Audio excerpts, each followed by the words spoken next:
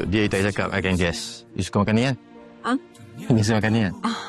Okay, untuk dia aku buat. Hai.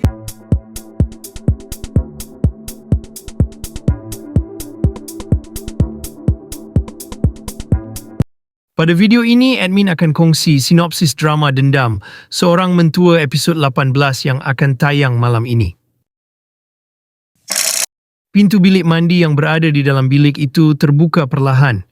Sofia melangkah keluar dengan raut wajah yang kelihatan begitu letih. Rambutnya masih terbungkus dengan tuala kuning tebal selepas mandi, kontras dengan jubah mandi putih bersih yang dipakainya. Langkah kaki Sofia terhenti apabila dia menyedari kelancangan Haris yang sudah berdiri menunggunya di dalam bilik dengan tangan bersilang di dada. Haris menatap Sofia dengan ketegasan yang luar biasa, mengisyaratkan ajakan untuk berbual di situ juga yang kedengaran seperti satu keperluan yang tidak boleh ditolak. Sofia hanya terdiam, memandang Haris dengan tatapan cemas, merasakan ada badai yang bersedia untuk meletus di antara mereka. Sebelum ketegangan di antara mereka berlanjutan, Datuk Muzaffar melangkah masuk ke dalam bilik itu dengan wibawa sut formalnya. Kehadiran ketua keluarga itu langsung mengubah suasana menjadi sangat tegang. Di hadapan ayahnya dan Sofia, Haris akhirnya meluahkan segala bebanan yang selama ini mengganjal di hatinya. Dengan suara yang bergetar namun penuh penekanan terhadap status hubungan mereka, Haris memandang Datuk Muzaffar dengan tegas, menegaskan garis sempadan perkahwinan yang tidak akan pernah dilanggarnya terhadap Sofia. Mendengar pengakuan yang terlontar terus di hadapan suaminya, Sofia terpaku di tempat dia berdiri. Sementara itu, Datuk Muzaffar menahan rasa kesal sekaligus cemburu terhadap anaknya sendiri. Di pantry pejabat, Herlina yang memakai blazer hitam formal sedang duduk berhadapan dengan Sofia yang berpakaian vest hijau. Suasana di antara kedua-dua wanita itu terasa sangat tegang. Herlina memaki Sofia dan menuduhnya bahawa dia yang sudah menghasut Datuk Muzaffar untuk menarik balik saham yang sudah Herlina dan Haris tanam. Sofia tersenyum sinis, memandang Herlina dengan tatapan penuh penghinaan, menyindirnya tentang balasan yang setimpal bagi orang yang suka menganiaya orang lain. Mendengar ayat yang menghunjam tangkai hatinya, pertahanan diri Herlina runtuh. Dia pun menjerit, wajahnya memerah akibat kemarahan dan rasa malu yang bercampur baur. Sofia lantas berdiri, mencapai gelas berisi air, dan dengan gerakan pantas menyiramnya tepat ke wajah Herlina.